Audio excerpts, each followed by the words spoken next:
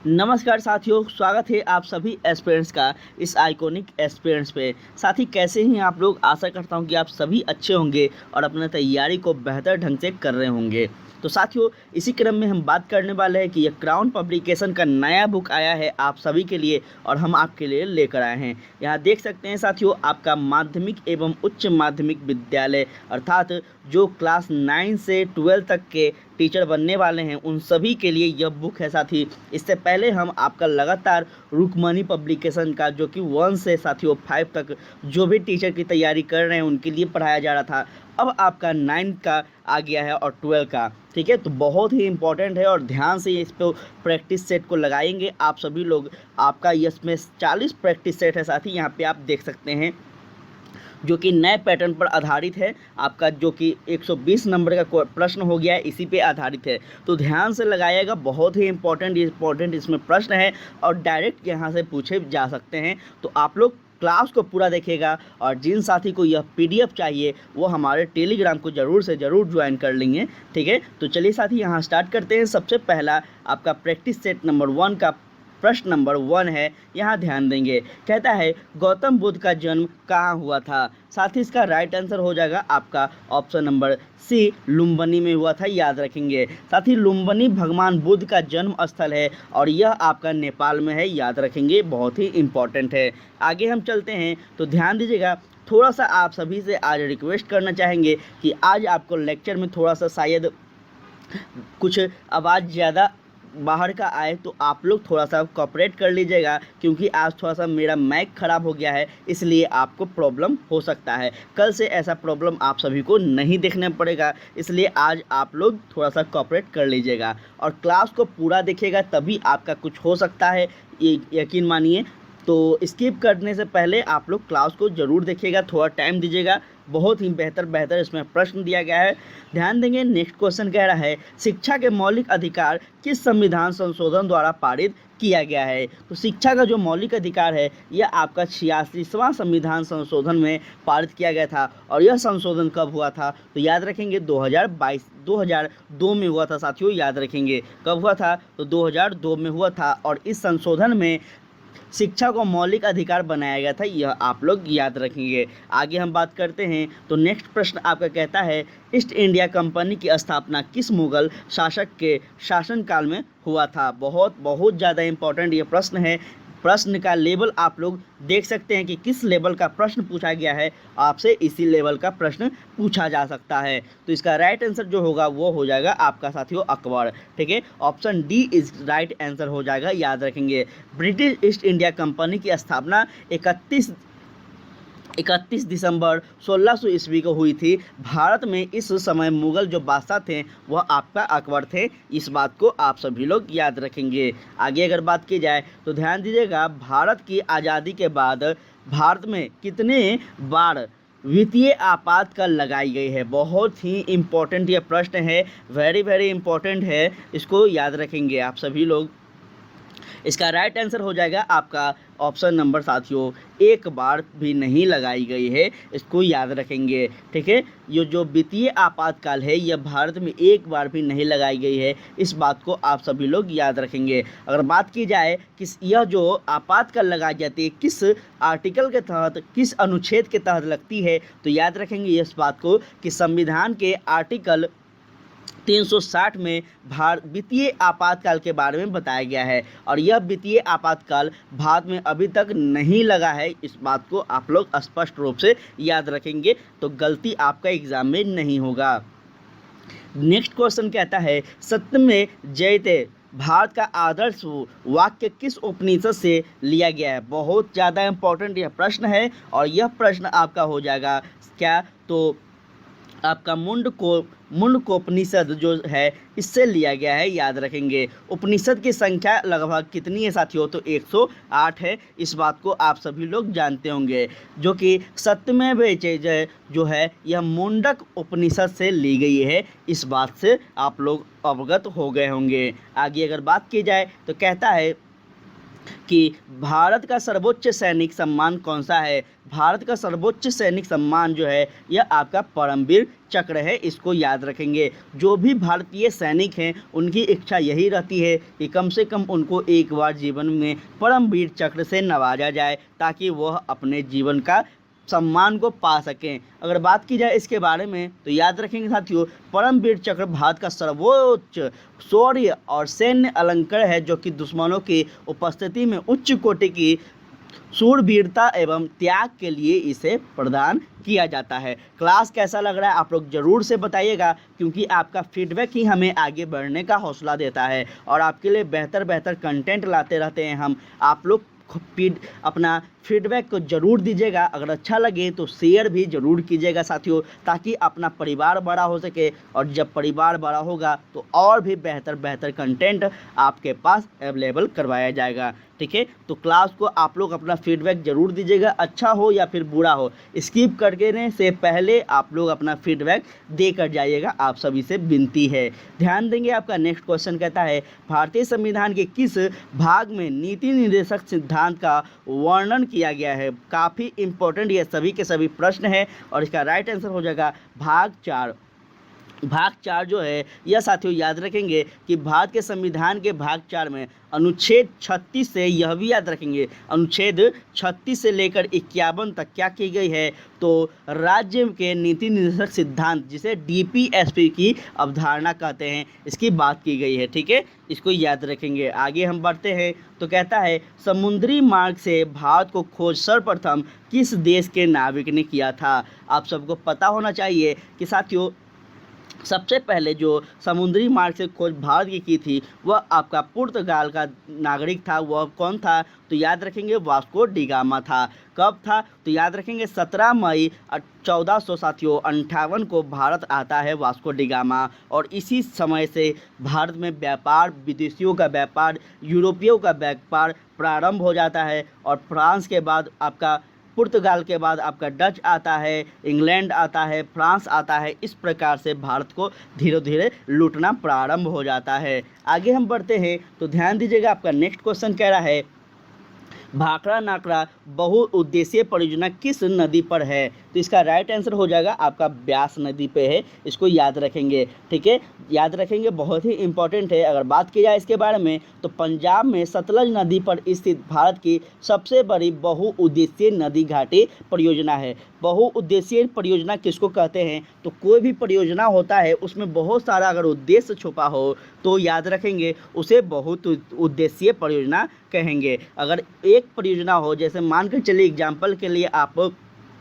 कोई भी परियोजना को उठा लें, जिसमें कोई भी परियोजना को आप उठा सकते हैं, तो उसमें अगर मान कर चलिए सिर्फ किस सिंचाई की व्यवस्था हो, सिर्फ उसमें बाढ़ रोकने की व्यवस्था हो, तो उसको सिर्फ हम परियोजना कहेंगे। लेकिन वहाँ पे सिंचाई की भी रोकने व्यवस्था हो और बाढ़ रोकने की भी व्यवस्था हो, बिजली आपूर्ति की व्यवस्था हो, तो उसको बहुउद्देशीय परियोजना कहेंगे। ठीक है, उम्मीद करते हैं कि आप चीज़ को समझ पा रहे होंगे। नेक्स्ट अगर बात की जाए तो कहता है, दक्षिण भारतीय मंदिर को वास्तुकला की मुख्य विशेषता क्या है। इसका राइट आंसर हो जाएगा आपका ऑप्शन नंबर सी। साथियों यहाँ ध्यान देंगे, आप सभी लोग यहाँ ध्यान दीजिएगा। आप लोग यहाँ पे थोड़ा सा यहाँ क्लियर होने दीजिए। आपका ऑप्शन नंबर सी होगा गोपुरम जो है यह आपका राइट आंसर हो जाएगा। गोपुरम या फिर गोपुर भी हम इसको कह सकते हैं, तो याद रखेंगे, जिसे बिनामन भी कहते हैं साथियों, याद रखेंगे। जिसे क्या कहते हैं, तो बिनामन भी कहते हैं। या आपसे पूछ देगा,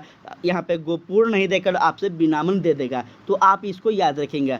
ठीक है, चलिए आगे हम बढ़ते हैं तो यहाँ ध्यान दीजिएगा। कहता है कि किस राजवंश के शासनकाल के शासकों के पास शक्तिशाली नौसेना थी। बहुत इंपॉर्टेंट है, किस राजवंशों के शासकों के पास शक्तिशाली नौसेना थी, तो याद रखिएगा इसका राइट आंसर हो जाएगा आपका कौन सा, तो वह चोल राजवंश थे। याद रखेंगे, चोल राजवंश के पास शक्तिशाली क्या थी, नौसेना थी। इस बात को आप सभी लोग याद रखिएगा। बात करते हैं आगे तो कहता है, स्ट्रैटेजिक एयर डिफेंस सिस्टम के संदर्भ में भारत ने हाल ही में किस देश के साथ साझेदारी की है। यह आपका हाल ही का मुद्दा पूछा जा रहा है। याद रखिएगा आप सभी लोग की अपने करेंट अफेयर पे आप लोग पकड़ बनाइएगा, कम से कम 6 महीना का करंट अफेयर पे अपना पकड़ बनाए रखिएगा। आपका अगस्त में पेपर होने वाला है, आपको हम बता रहे हैं, ठीक है। तो याद रखेंगे, इसका राइट आंसर हो जाएगा आपका यूनाइटेड किंगडम, ठीक है। यूनाइटेड किंगडम हो जाएगा। याद रखेंगे भारत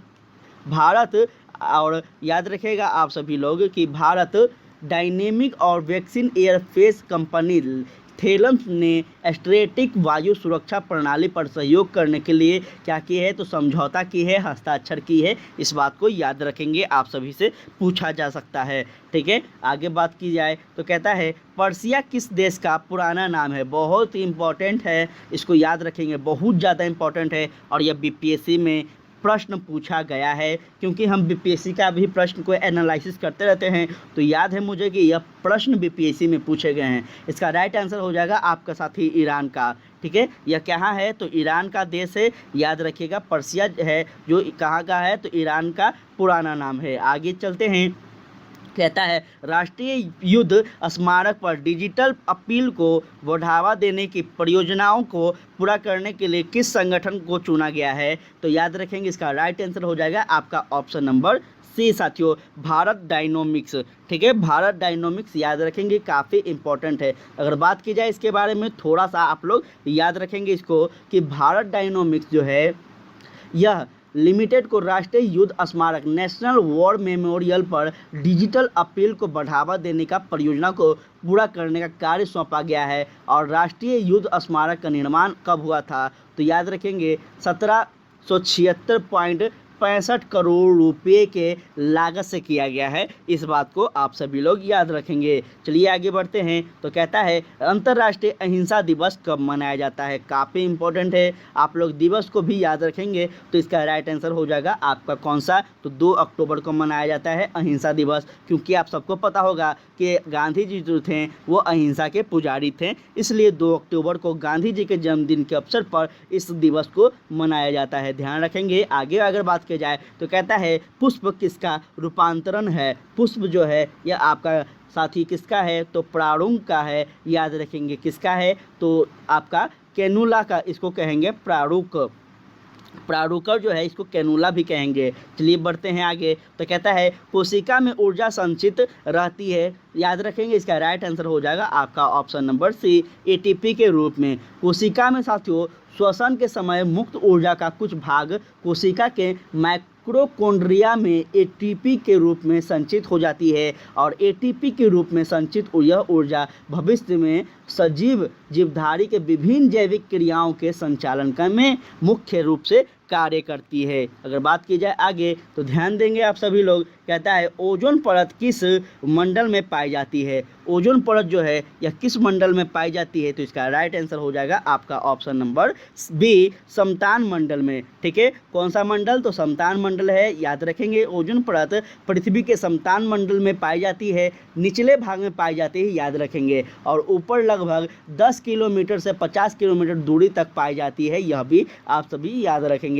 यह सूर्य के अल्ट्रावायलेट किरण को पृथ्वी तक आने से रोकती है, तो यह भी आप लोग याद रखेंगे। काफ़ी फैक्ट बताया जा रहा है आपको, और आपके एग्जाम में याद रखेंगे साथी, फैक्ट का ही आपका एग्जाम होगा। सारा प्रश्न आपको फैक्ट में मिलेगा जब आपका अगस्त में पेपर आप देखेंगे। तो बात करते हैं आगे। तो कहता है आपका मानव शरीर में जल की मात्रा कितनी होती है, तो याद रखेंगे मानव शरीर में जो जल की मात्रा है वो आपका 60% है। वैसे वास्तविक में 70% होता है, लेकिन यहाँ पे ऑप्शन आपका 60% है, तो इसको ही सही कीजिएगा, याद रखेंगे आप सभी लोग। अगर बात की जाए साथियों आगे तो इसके बारे में थोड़ा याद रखेंगे कि मस्तिष्क में 85% जल है और रक्त में आपका 79% जल है तथा फेफड़ा में आपका लगभग 80% जल है। तो ये सारे के सारे आप लोग बात को याद रखेंगे। आगे अगर बात की जाए तो कहता है प्रोटीन का संश्लेषण होता है। प्रोटीन का संश्लेषण कब होता है,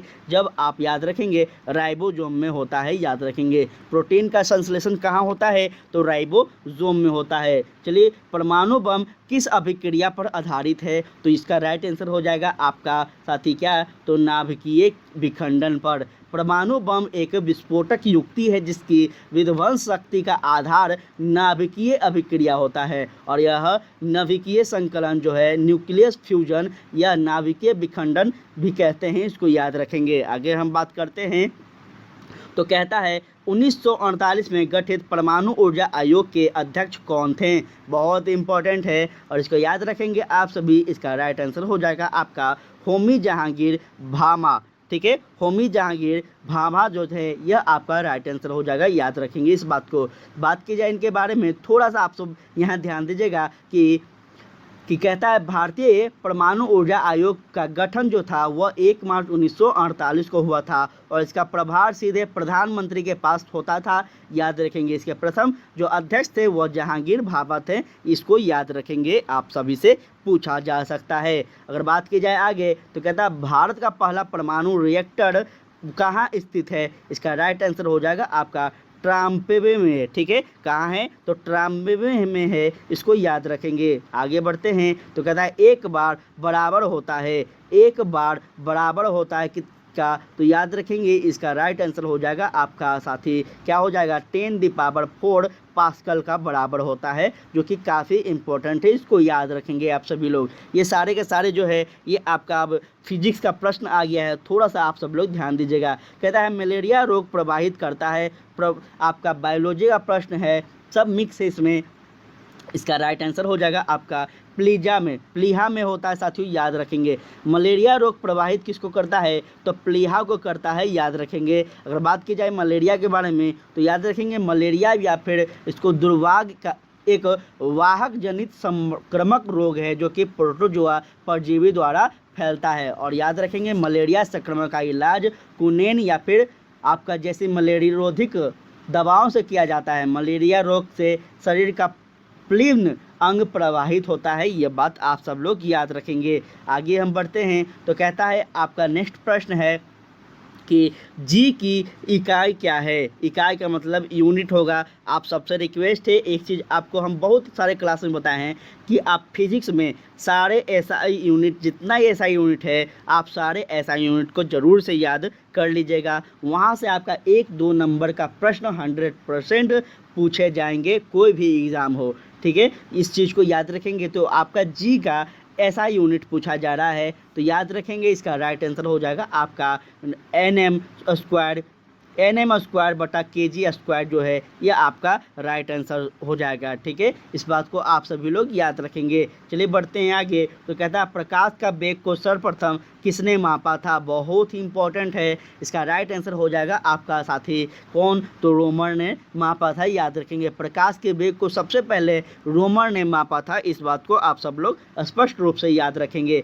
चलिए बढ़ते हैं आगे तो कहता है ध्वनि का वेग अधिकतम होता है। ध्वनि का वेग जो अधिकतम होता है वो कितना होता है तो इसका हो जाएगा स्टील में होता है। कितना होता है स्टील में होता है, याद रखेंगे इस बात को आप सभी लोग, बहुत इंपॉर्टेंट है। आगे अगर बात की जाए तो ध्यान दीजिएगा, कहता है लाफिंग गैस का रासायनिक नाम क्या है। बहुत इंपॉर्टेंट है, आप सभी लोग कई मूवी में देखे होंगे। आप लोग हाल ही में एक मूवी था हाउसफुल 3 या फिर 4, उसको भी आप लोग देखे होंगे कि उसमें एक हॉल में यह लाफिंग गैस का यूज किया जाता है। जब यह गैस छूटता है तो वहाँ के जितने भी लोग होते हैं वो सब के सब हंसने लगते हैं बिना वजह के। इसका राइट आंसर हो जाएगा आपका क्या तो याद रखेंगे नाइट्रेट ऑक्साइड का, याद रखेंगे इसका नाम होता है नाइट्राइट ऑक्साइड। ठीक है, बहुत इंपॉर्टेंट है, इसको याद रखिएगा आप सभी सब। ठीक है, चलिए बढ़ते हैं आगे।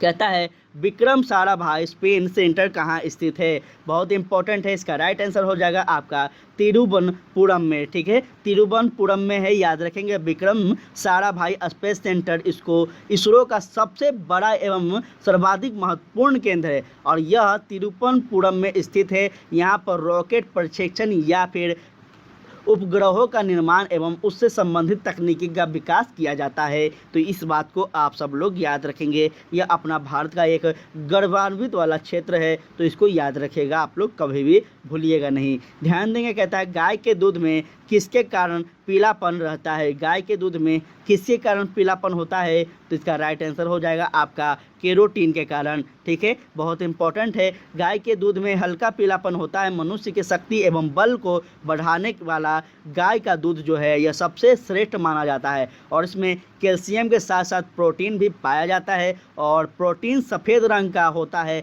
गाय के दूध में केरोटिन नाम प्रोटीन जो होता है वो इसलिए गाय के दूध का हल्का पीलापन हमें देखने को मिलते हैं। आगे हम बात करें तो यहाँ ध्यान दीजिएगा आप सभी लोग, यहाँ पे आप सभी लोग ध्यान देंगे, थोड़ा सा कह रहा है, यहाँ ध्यान दीजिएगा, थोड़ा क्लियर होने दीजिए प्रश्नों को। तो कहता है सबसे बड़ा फूल है, सबसे बड़ा जो फूल है वो कौन सा फूल है? तो याद रखेगा यह आपका हो जाएगा रेफलोसिया जो है, यह सबसे बड़ा फूल है। दुनिया का सबसे बड़ा फूल रेफलोसिया है और यह दक्षिण पूर्वी एशिया के जंगलों में पाए जाते हैं। इस बात को आप लोग स्पष्ट रूप से याद रखेंगे। आगे बात की जाए तो कहता है सूर्य के प्रकाश में किस रंग का परिकर्ण सबसे अधिक होता है? तो इसका राइट आंसर हो जाएगा आपका कौन सा? इसका राइट आंसर हो जाएगा आपका ऑप्शन नंबर डी साथियों, बैगनी। ठीक है, बैगनी जो होता है यह रंग परिकर्ण सबसे अधिक होता है तथा लाल रंग या परिकर्ण सबसे कम होता है, यह भी आप लोग याद रखिएगा। आगे हम बढ़ते हैं तो कहता है RNA का मुख्य कार्य क्या है? RNA का जो मुख्य कार्य है वो क्या है? तो याद रखेंगे इसका आपका हो जाएगा साथियों प्रोटीन का संश्लेषण। ठीक है, रेड ब्लड सेल RNA जो है यह रेड ब्लड सेल है और इसका मुख्य जो कार्य है वो प्रोटीन का संश्लेषण करता है। इस बात को आप सभी लोग याद रखेंगे। चलिए आगे बढ़ते हैं तो आपका आता है यह अंतिम प्रश्न है GS का, जो कि कह रहा है वह सबसे छोटा कण जिसमें उस तत्व के सभी गुण विद्यमान होते हैं उसको क्या कहेंगे? तो उसको हम कहेंगे साथियों परमाणु। याद रखेंगे, परमाणु तत्व का सबसे छोटा कण होता है जिसमें तत्व के सभी गुण विद्यमान होते हैं, तो इसको याद रखिएगा। हम अब आते हैं साथियों आपका मैथ और रीजनिंग का यह प्रश्न है 36 से लेकर आपका आगे तक, तो इसको हम फटाफट आपका आंसर बताते चल देंगे। वो इसलिए बताएंगे साथी क्योंकि मैथ और रीजनिंग का क्वेश्चन जो है यह आपको खुद से अभ्यास करना होगा। जितना ज़्यादा आप अभ्यास करेंगे उतना ज़्यादा आपका डाउट क्लियर होगा और आप एग्ज़ाम में बेहतर ढंग से बना पाएंगे। इसलिए हम आपको यह मैथ और रीजनिंग का प्रश्न को सिर्फ आंसर बता देंगे और आपको PDF टेलीग्राम पे दे देंगे, आप लोग वहाँ पे बनाइएगा घर पे बैठ कर। ठीक है, बहुत ही अच्छे ढंग से बनाइएगा और इसका आप लोग सॉल्व कर हमें टेलीग्राम पे भी सेंड कर सकते हैं ताकि हम वहाँ आपको होमवर्क टाइप के एक चेक करेंगे। ठीक है, तो फटाफट इसका आंसर आप लोग टिक लगा लीजिएगा और इसका PDF आपको मिल जाएगा। 36वां का जो प्रश्न है साथी याद रखेंगे इसका हो जाएगा आपका ऑप्शन नंबर C। हम फटफट जल्दी आपका कर देंगे तो आप लोग भी अपना तब तक आंसर बताते चलिए कि आपका GS में कितना स्कोर हुआ है, GS आप कितना प्रश्न को अभी तक हल किए हैं। नेक्स्ट अगर बात की जाए तो 37वां का जो है वो आपका ऑप्शन नंबर D हो जाएगा। 38वां की अगर बात की जाए तो आपका ऑप्शन नंबर B हो जाएगा और 39वां की बात की जाए तो आपका ऑप्शन नंबर B हो जाएगा। साथ ही इसका क्या हो जाएगा? ऑप्शन नंबर B हो जाएगा। आपका 40वां की अगर बात की जाए तो ऑप्शन नंबर यहाँ पे D हो जाएगा। ठीक है, ऑप्शन नंबर D हो जाएगा, यहाँ ध्यान दीजिएगा। और आपका यहाँ 41वां की अगर बात करते हैं हम तो 41वां का आपका हो जाएगा, यहाँ पे ध्यान देंगे, इसका राइट आंसर हो जाएगा आपका साथी क्या? तो 41वां का हो जाएगा आपका C नंबर। ठीक है, 41वां का C हो जाएगा, 42वां का C हो जाएगा, 43वां का आपका A हो जाएगा। याद रखेंगे 43वां का A हो जाएगा। इस सारे क्वेश्चन को आप लोग जरूर बनाएगा क्योंकि सारा इंपॉर्टेंट प्रश्न है और आपके एग्ज़ाम में पूछे जाएंगे। हम हल इसलिए नहीं करवा रहे हैं ताकि आपको फिर आदत पड़ जाएगा, आप खुद से नहीं कर पाएंगे तो आपको एग्ज़ाम में बहुत ज़्यादा कठिनाई होगा, इसलिए आप खुद से इसको हल कीजिएगा, हम आपको यह आंसर की के साथ दे देंगे। ठीक है, चलिए अगर बात की जाए आगे तो 44वां का क्वेश्चन का जो होगा वो ऑप्शन नंबर A होगा। याद रखेंगे। आगे पढ़ते हैं तो 45वां का जो है यह आपका ऑप्शन नंबर D होगा। और आपका यहाँ ध्यान दीजिएगा 46वां का जो है यहाँ पे आप सभी लोग ध्यान देंगे, 46वां का जो है यह आपका ऑप्शन नंबर क्या होगा? तो C होगा। ठीक है, ऑप्शन नंबर C होगा। इसमें मैथ रीजनिंग दोनों मिक्स है। 47वां का अगर बात की जाए तो इसका आपका ऑप्शन नंबर B होगा। और 48वां का अगर बात की जाए तो इसका ऑप्शन नंबर C होगा। 49 का बात की जाए तो इसका आपका ऑप्शन नंबर C होगा। और 50 जो आपका अंतिम यह सीरीज है इसका आपका हो जाएगा ऑप्शन नंबर A। साथियों आपका यह प्रैक्टिस सेट नंबर 1 होता है समाप्त।